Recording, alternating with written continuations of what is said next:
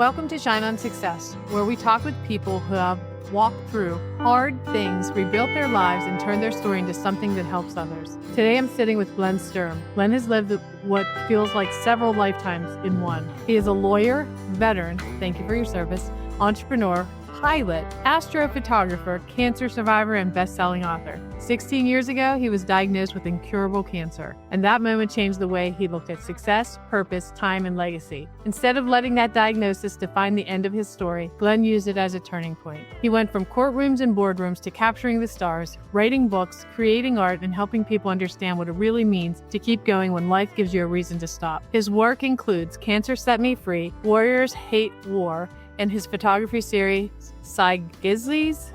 I think I said that right. Wizardies, I got it. Okay. His personal mantra says a lot about him. Sturms never quit. Glenn, I'm honored to have you here. How are you doing today? Never better. It's a beautiful day in Wyoming. We're here in Pittsburgh, and it's actually pretty nice here, too. It's not very warm, but it's sunshine, which is amazing. So we love that. So let me ask you my first question, which I always try to open with. What is one thing you want people to know about you that's not in your bio?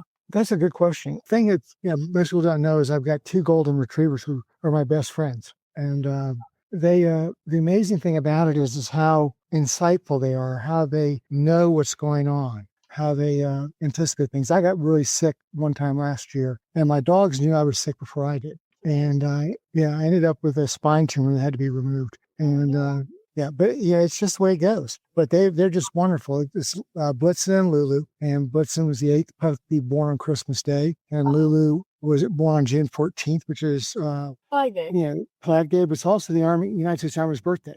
Oh, that is so amazing! How cool! I love that. So it's just coming from an Army family. That's like the perfect thing. And Lulu, as it's appropriate, she picked out Blitzen out of a different litter, and she hopped in the litter box and pulled him out when she was about 6 months old. So, and I love Christmas. Having Blitzen's a great name. I love that. I have 2 dogs too, 2 little wiener dogs there, and they are the loves of my life. I love them dearly. And I can say I love that you said that. So, how did they know you were sick? What did they do? How did you know they were? Well, they started putting their faces on. They put their head on my arm when I was sitting down. And the other one would put their head on my leg, and I didn't like, what's wrong? What's the matter? Was what I was always worried about. There was nothing the matter. They just knew it. But when I was hospitalized and actually flown out on a helicopter, that was a problem. And when I came back after 10 days, I sat down on a bench outside my front door, and they ran out and were excited, and we both started crying because they thought I was gone. And I've got one other dog story about my dad. That and it was a heck of a guy, but I was able to use it recently. My dad was an Army officer, World War II, Korea, and Vietnam. But before Vietnam started, he was sitting there in a meeting briefing the chief of staff of the Army and a major civilian dignitary. And my mom called him and said that my dog had died that morning, and I was in 3rd grade. Well, my dad excused himself from the meeting and came home, picked me up because he knew my dog was sick. Took me home and bought me another puppy. Took me home, made sure everything was okay, and then went back to work. Well, from that point on, I knew my dad loved me for the rest of my life, and the rest of his too. But the other thing is my daughter's son, who is now 6, when he was born, they had a dog that was 11 years old, and he died last year. And I called my daughter to go immediately get him another dog. And my daughter just kind of said, "No, Dad." So I found out a rescue dog was identical to one they had lost. And I called her back up, and she said, "Dad, we're going to wait a little while." And I said, "Beth, let me tell you a story." And I told her the story. I said, "You have an opportunity to make a memory for a lifetime. Please do it." And she did. And yes, she did. And she's told me a couple of times that it was the best advice I'd ever given her. That's something nobody else knows. I've never written about that or anything else. And never talked about it. But it was you can imagine the guy who started in the Army as a private is in the Infantry Hall of Fame at Fort Benning, leaving a meeting with the Secretary of Defense to go get a puppy for his son. Wow, that's beautiful. I have a good dog story. You want to hear it? Yep. So my husband had a liver transplant 1 year and 1 month ago. And 2 weeks before, he said, "You want to go for the ride?" And He goes, I'm going to go to this fishing event that's up in 2 hours away. And I said, okay, sure. Because I knew he was not feeling good. And for him to want to do something meant something. So we take a drive and he pulls into this house. I'm like, what are we doing here? He goes, I have to pick up this trailer. You want to come in? I'm like, no, I don't want to come in. He goes, no, come in with me. I'm like, all right. So I walk in and there's 3 little puppies there. So he goes, that little one there, that's our new puppy. And I'm like, oh my gosh, you're having a transplant in 2 weeks. What are we going to do? Right? Because I'm going to have to be at the hospital every day. And he's like, it's okay. We're going to get her. So we ended up bringing her home, and he told me while we were riding, he goes, I'm not sure if I'm going to make it through this. So I want you to have something that's yours. And so we'd already had a dog at home. He was 9 years old. So we bring her home, and then we decide on the name Mercy because he was at Mercy Hospital in Pittsburgh for most of the 18 weeks straight for getting some treatment done. And so we named her Mercy, and Glenn, she is truly the love of my life. So she came, and when I needed her most, we had such a hard time, like, because I wasn't here, but my mom lived here. So she took care of her. So he literally bought me the dog, surprised me. I had zero idea, none at all. I was shocked and stunned, and she is so beautiful. And she is sitting right there sleeping on the couch. She's always with me. And dog stories are the best. My 2 Goldens are around here somewhere. They normally sleep on the sofa. Yeah. But God, they may have walked outside. Anyway, I mean, the great line, may I be the person my dog thinks I am. Yeah. Is something that I love. Yeah, I love the idea that dog is God spelled backwards, just saying. So that's pretty cool.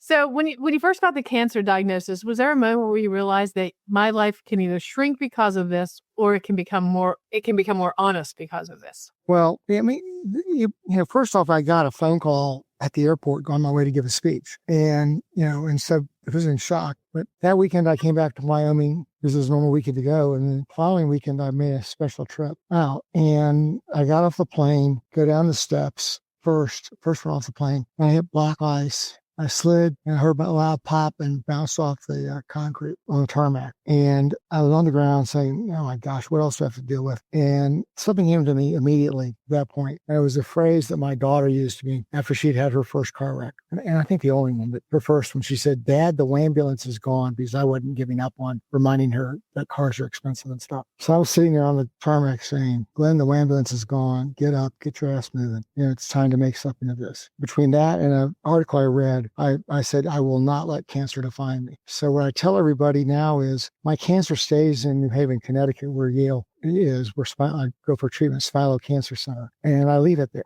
And I try to always leave it there. And, that's always not possible. Sometimes things come up. But if you make the decision not to let cancer be your logo, your whatever, that you're going to it's something to deal with. It's kind of like living in Wyoming. You don't have state income tax. And it takes me about 10% of my month to deal with my cancer stuff. Well, most states have an income tax that high. So this is just my tax. And so, get over it. I can't change it. So one of the phrases I use all the time is, we must all give up hope for a better yesterday. I can't change that part of my life, but I can change the future. So before you had that diagnosis, how did you define success before that? That's kind of interesting. I never really thought about that. I was successful. I was an army officer and did real well. Got out of the military, stayed in the reserves, but got out of the active military and went into the business. Got 4 promotions in 2 years. Ended up running the Southwest United States for a Fortune 100. Kind of crazy out there so fast. I quit that, went to law school, finished top of my class, made partner 2 years out of law school, was the chair of my firm 5 years out of law school.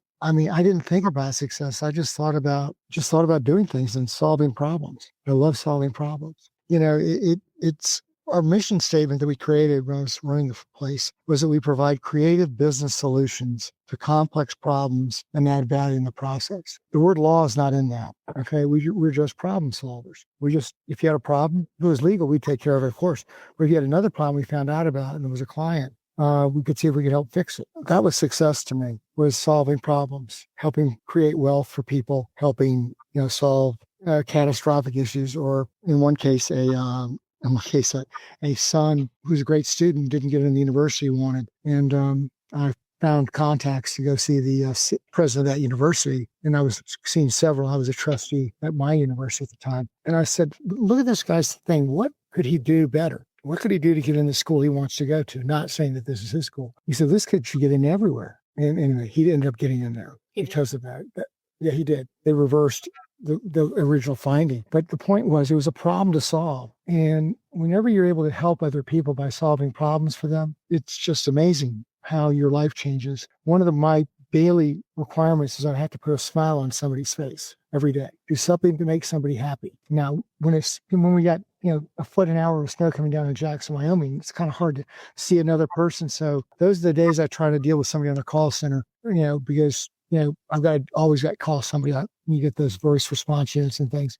You talk to a person and you get them to laugh, and that makes their day better. So that's success to me. The other thing that is a foundational element of the businesses we've got is that I ask all employees to ask themselves the following question on the way home from work every day. What did I do today to make somebody's job easier or their life better? You ask that of your employee. Yep. And just if you do that, it changes the dynamic of the whole institution. It changes you. It makes you a person that people want to be around. You're not doing it to create wealth for yourself. You're doing it because you're a good person. And once you start doing that, people will start believing you more, trusting you more, and walking. Now, a lot of times you do put a smile on somebody's face because there's, you're in the Chick-fil-A line that's got 50 people and you pay the person's thing behind you, or you just leave a big tip. They're not used to that happening. It doesn't cost anything or not anything material, like $3 or $4, but it changes things, puts a smile on their face, makes their life better. So that's how I define success. What have I done to help somebody else every day? So for me, my goal is to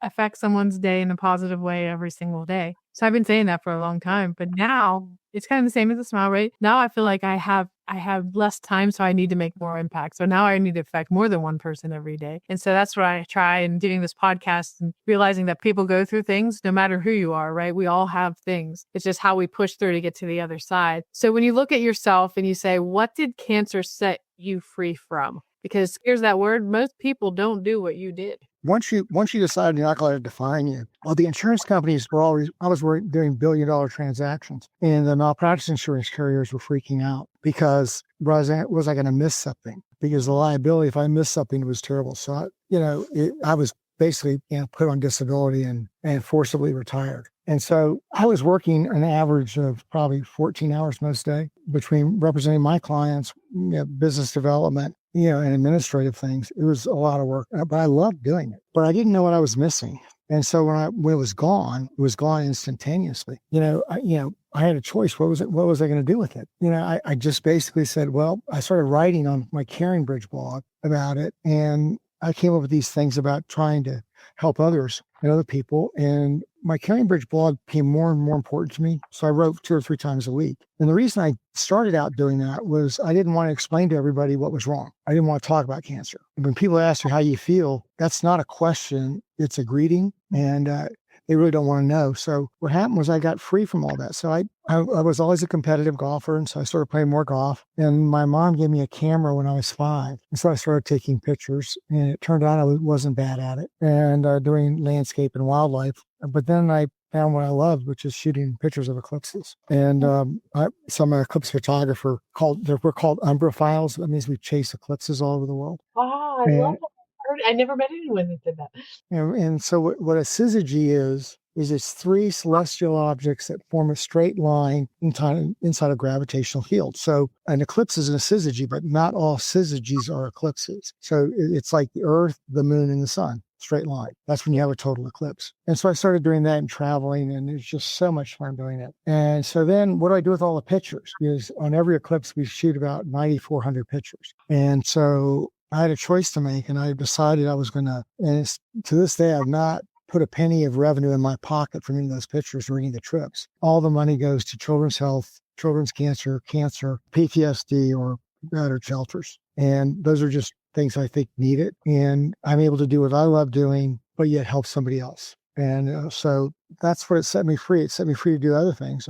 Before I had my spine tumor last year, I played pretty good golf. And between writing books and shooting pictures, I was playing golf and got to a +2 handicap, Wow. which means basically I was averaging 1 to 3 strokes under par every round. Amazing. And I was supposed to play in the British Amateur last year. You were? And then I had a spine tumor, L3, which means I couldn't do that. I had to have spine surgery. So I'm working back at it again. Then something else happened because of this issue I had. I heard about something called multidisciplinary cancer care teams. Okay. And what's that? Well, to give you a statistic on it, the reduction in mortality rates, if you're treated by a team, a multidisciplinary team, is absolutely staggering. For instance, in lung cancer, with 38,000 participants, there's a 40% reduction in death if you're treated by a team versus a solo practitioner. Okay. Wow. And it goes across the board. So we'll talk about renal. It's a 33.2 months longer lifespan.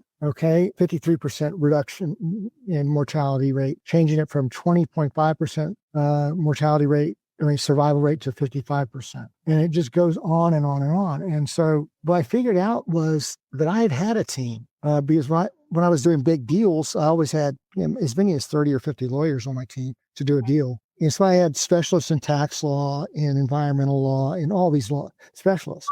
And, I'm a pretty good tax lawyer, but I had tax lawyers too, who that was their specialty. And what happened was you would get different perspectives looking at a problem. Well, it happened for me, and I survived because of that. And because my specialists, which included a psychiatrist, a physical therapist, and one other that they would communicate with each other on a regular basis. Well, as a result of that, my daughter, I didn't know this at the time, was told that I had 2.5 years to live when I was diagnosed. You didn't know? And I didn't want to know. I mean, I'm going to control my destiny, not some statistic. And so I'm now in my 18th year of receiving daily oral chemo and my 17th year of receiving IV chemo. And so I've written another book that's coming out very soon. And the publisher and I are disagreeing about the title, but I call it A New Hope in the Promise of Multidisciplinary Teams. And then the question is who started this multidisciplinary team process?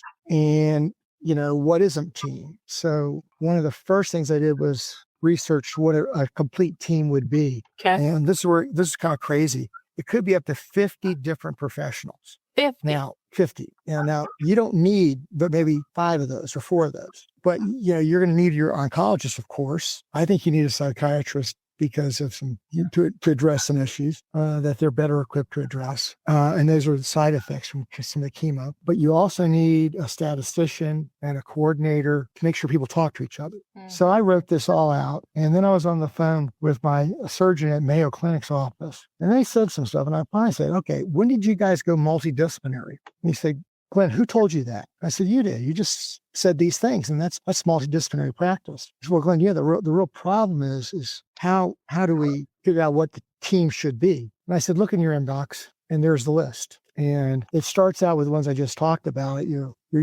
just your regular old oncologist, but it ends up with maybe an art therapist or a music therapist. Because some people react differently. And what happens is when you start studying this more, there's a quality of life indicator. Well, most people, when they have cancer, lose energy and they lose passion and they lose purpose. Well, if you have a practice, a medical practice that's helping you out and it's multidisciplinary, one of the most important parts of multidisciplinary practice is quality of life. And there's a new study out of Germany that shows that there's almost a linear relationship indicating that the increased quality of life is directly correlated with increased lifespan. So if you feel better, things go right. So one of my big things that I had was cancer fatigue syndrome, and which means I, basically was falling asleep in the middle of the day. And there are technical terms for that, but it's just kind of ridiculous. But I was falling asleep. So we addressed that. And when that happened, my cognitive function was all back 100%. And the quality of life was great because I could go out and take pictures. I could travel by myself.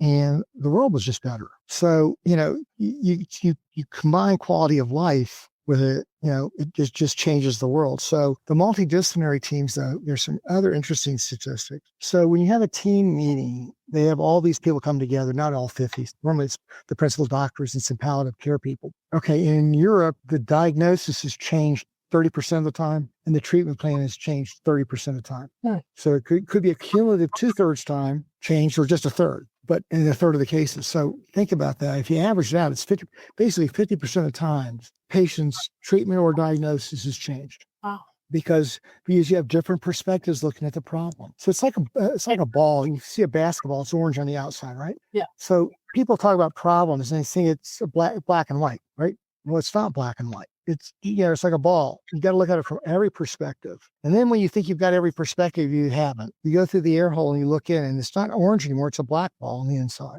I mean, that's what you're looking for, is you're looking for, critical thinking. And when a person's practicing solo, they know the answers almost always, but they don't understand the perspective of looking at things from a different attitude, a different approach. Then the question is, okay, we've got this whole process and it's so much better. Why isn't everybody doing it? Right. Why is that? Why are they not? I was just going to, Okay, well, the first thing is, well, if I had died after 2.5 years, it would save the insurance company lots of money because I take chemo every day, take IV chemo every month, and that's expensive. Well, the insurance companies probably aren't wild about it. Well, then doctors have to answer to other people besides the patient, about what their treatment plan is. And a lot of doctors don't like that. Some doctors are great about it. But to give you an example, I was on a plane on my way to Mayo about 6 weeks ago. And the gentleman standing next to me, and and Jackson's a small town, and we have probably 7,000 year-round residents in this area. And the guy was a retired cardiologist, a well-known cardiologist nationally. And I said, "Where are you heading?" He said, "Houston." I said, "What you going down there for?" He said, "I've got cancer, Glenn, just like you." And I said, "Really?" So we started talking about it. Well, the hospital who had been treating him, this is a world-class, world-renowned doc. He wanted to listen on what was called a tumor board. Before they had multidisciplinary meetings, they had tumor boards. And that means a doctor presents. You know what you've heard of this. Well, he wanted to listen in on it, didn't want to talk on it, mute my line. He just wanted to listen to what was going on. They refused. they wouldn't let him listen. He was a doctor. He's a Very cardiologist. right, world-class cardiologist. Well, in multidisciplinary, the patients are encouraged to attend those meetings because the practice is no longer doctor-centric, it's patient-centric. So it's patient-centric healthcare. Well, when I started this project, I was 90% plus, 95% plus on my first novel, finishing it up. I dropped it. It's sitting on the side, and the cancer book's coming out in the next 6 weeks. And right now it's being reviewed by a bunch of people to make sure the non-doctor who writes about cancer and how to treat cancer is not, making a mistake in some areas. In one part of my thing that's fairly controversial, every sentence is footnoted to a peer-reviewed journal article, every sentence. Wow. So, because some doctors aren't going to like it at all what I say, but here's an NIH article. So, but there are going to be people fight it, but it just changes the world. Well, this whole process started about 30 plus years ago in Australia, and it worked so well, it started doing it in Europe, and it worked so well, people in the United States started doing it. And the last story on this topic, I'll talk about it forever, but about 4 months ago, right after I started really getting into it, one of the families who lives near me asked me, said, "Glenn, our daughter was just diagnosed with stage 4 metastatic breast cancer. She's 25. We need to find the best people in the world." And I said, "Okay, I'll go to work on it." So I spent the next week researching. And during the process, they asked me if I could identify anybody in California because that's where she lived. And lo and behold, I found not one who just said they were doing it, one who actually looked like they actually were doing it. And the statistics bore it out. And that was the University of San Francisco Medical Center cancer program, breast cancer program. And it was like a different world when you read about it. And I've never talked to the people directly, but there's no doubt they are out of this world so much better than almost everybody else who's not doing it. I mean, when you're doing it, it doesn't how you do it, it doesn't how your communications programs work, how effective they are. There are now software processes in place that will help you with the communications part, which is so important. But to give you an example, there was a Williams and Thompson study last year that analyzed 179 other studies, which was 56,187 patients. And all those studies proved that multidisciplinary teams improved the outcomes in every case than siloed-based practice. So what you're saying is something that I kind of did on my own. And when my husband had the transplant, I didn't know anything about liver transplant, right? And so I had this idea. And, using AI, I'm very good at AI. I've been using it for years and I really understand it. So I started uploading everything in there. I started uploading his x-rays, his every report inside of it. And so I would ask it questions. So when the doctor came in, I would ask those questions. And sometimes I look at me like, how does she know this stuff? Like, how in the world could this, I went to art school for 2 years. I didn't go to 20 years of college, right? But I came out of that, I thought, with one doctor has one brain. That brain is not just filled with medical information. It's filled with lots of things. So I get reports back from multiple doctors, so maybe thousands, maybe hundreds of thousands, that I can just ask questions. I may not have done it perfectly, but I'm going to tell you what, Glenn, I was I was on top of it and I'm like, I don't think you should do that. And, and so I would talk to them like I was their peer, not just someone sitting there watching my husband. Well, you are their peer. Okay. We're all human beings. Correct.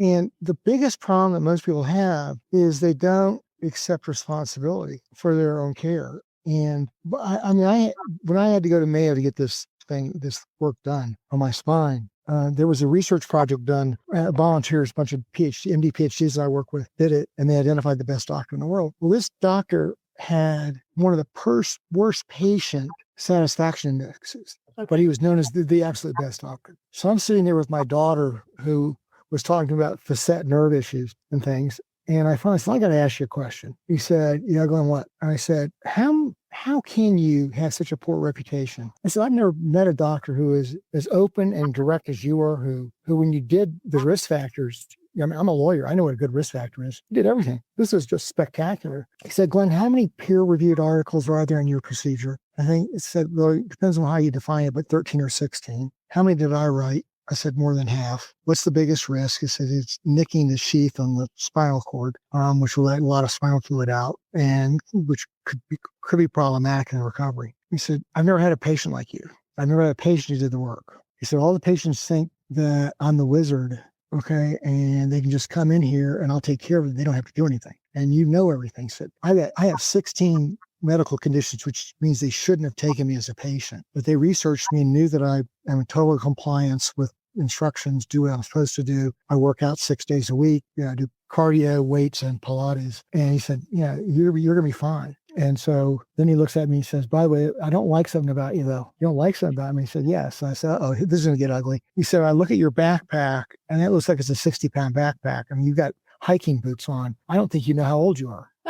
How old are you? And I said, I don't know how old I am. He said, well, Glenn, he said, the only time I've ever had problems was with people like you and when I didn't fuse the 3 and the 4. The only time. This guy's unbelievably good. And he said, I think we should fuse your 3 and 4. And I said, well, I'm a competitive golfer. So he said, a year from now, you won't have any problems with that. But if you continue to do what you're doing, I'm afraid that it might fail. And you're not going to slow down, are you? I said, heavens no, sir. I'm not going to slow down. Okay, this is a guy who is just so good. But he looked at me like it was unusual to have somebody accept responsibility for their own care, accept responsibility to do the research, to understand what was going on. Okay, where I get upset with medical care is when one doctor won't talk to another doctor and you have a big problem because of that. And in my book, I give 5 examples of that. Well, I can't wait to get the book because I feel so much like everything you're saying, and just watching through the years, I've been through a lot watching other people. And, my mother-in-law had just 3 months ago fell and hit her head off the concrete, to which we found out she had a brain tumor after learning 4 days earlier that she had breast cancer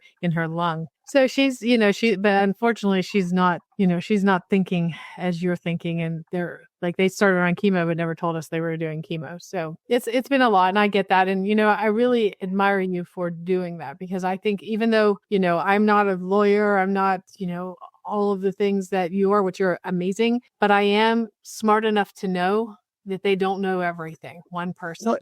Well, you're passionate about somebody. And if you're passionate about somebody, you care. Yeah. And you've got a tool that you've learned. And the thing is, I've got, for my handout, in the book, there are 6 memos that are long. They're on QR codes. Okay. Well, one of them is the integrated multidisciplinary team. I tell the first person is the newly diagnosed patient. Okay, it says this document is a guide to the team you deserve.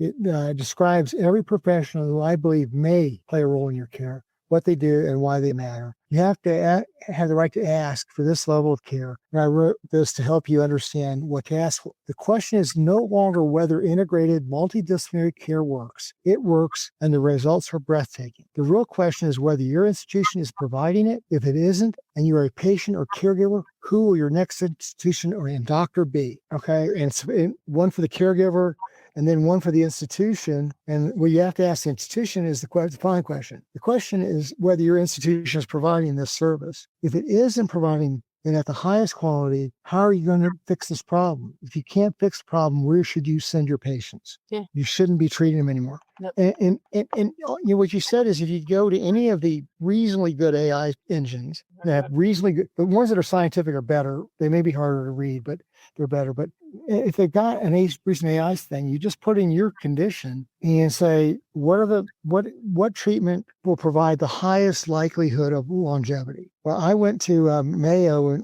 for my executive physical, and they finally sent me to the cancer group. And the cancer doc there, who is world-renowned, unbelievably good, looked at me and said, how in the treatment you've got is so different than anything I've ever seen. He said, I know your doctor, she's maybe the best in the world. He said, but this is not what anyone else has ever seen, because we always do this blood treatment first, this other treatment, these other things first. But you went straight in to oral chemo and it didn't work quickly. You changed one agent, then you went straight on to IV. He said, yeah. I said, I'm not here to tie. I'm here to win. And the instructions were, I want the longest life I can have. I can deal with everything. Just go for it. And that's what we've done. And I had 3 spots on my lung and 4 spots on my spine when I was diagnosed. And there was cancer cells in my spinal cord. And they said 2.5 years. Yeah, they said, that's what they said 2.5 years. And I'm now in my 18th year, writing books, doing photography and hitting a golf club again. So I want to ask you one question before we go, because I thought this was interesting. What has your grandson taught you about legacy? Well, the thing is it started with what my grandfather taught me, and then what my dad taught me, and then what Sam's taught me. My dad's dad took me to Glacier National Park every summer growing up. And there's a lake there called Bowman Lake. I call it Grandpa's Lake because we spent a couple of weeks there to a couple of months there every summer. He ran exploration for Phillips Petroleum. It was a big job, a lot of responsibilities, but he cared. Okay. And my mom's dad was the same way. I mean, he was the gentlest, nicest human being I've ever met. And he had been a very successful businessman. So dad taught me a lot with the puppy story I've already told you. But Sam, the first thing Sam taught me was something I was on a plane one day and I sat down to an evangelical preacher and I, was busy and I didn't really want to talk to anybody. I wanted to put my headset on and work. And the guy just looked at me and says, how do kids spell love? Okay. I know that's a trick question. And he said, Time. Okay. Not quality, it's quantity. Just spend time with them. Well, my guy, he has proven that fact. He's got a rule that neither my daughter nor her husband can come visit me or come to this town without taking him, because we're best friends. And it's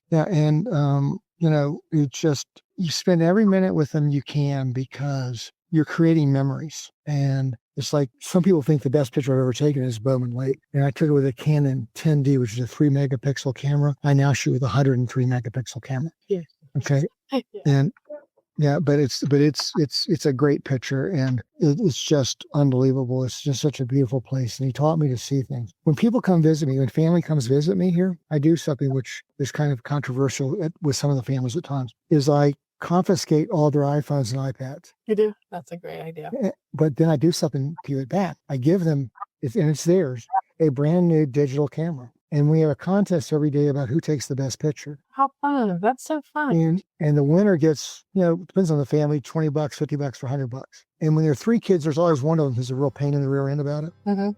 Until they see their sibling get a $100 bill. And then watch out, game on. And they've got their heads outside the car instead of inside it. I've taught my grandson how to play golf. And last summer was probably the highlight of my golf life. And, I've won a lot of things in golf, but I mean, this is a clear highlight of my life. So we spent 2 weeks on the driving range. I teach friends and sometimes professionals. And I taught him a different way of doing it than anybody else has. But I taught him how to hit a driver first and taught him just how to get his left foot placed in the distance for the tee. And we worked on that for 2 weeks. And the end of the second week, we decided to go out and play 9 holes. So I asked the pro director of golf, who's a good friend, he's a phenomenal golfer, what distance I should start him at. He said, 25 yards. I said, no, 200. And he looks at me and said, you out of your mind, Glenn? I said, no. So we settled on 150 or 175, depends on the hole. Well, my young guy drove every green and regulated.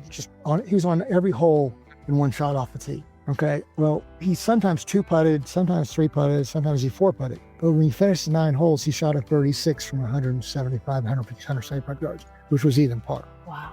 Okay, well, people started asking me to teach them because I teach a different way of doing it. And I said, no, that's for my grandson. I taught him how to play golf the way my dad taught me and the way my grandpa taught my dad. And he now knows how to teach. So he's 6. And the whole point about it is not competition. It's having fun, finding a way to celebrate life every day. And now he's this, the funniest thing that happened this past week.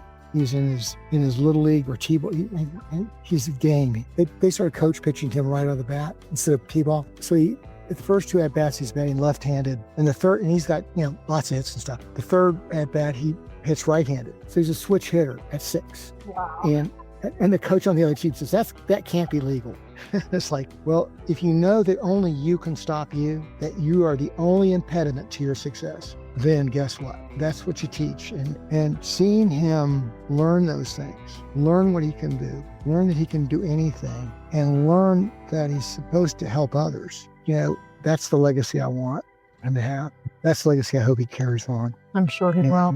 Yeah, I hope so. Thank you so much. Honestly, I might have to have you back because I have so many other questions, but I want to know, how can people get a hold of you? Okay, well, I've got a website, which is Glenn, Sturm, STURM.com, and Glenn, STURM.com. And I do this with some reluctance. My email address is glenn@sturm.net.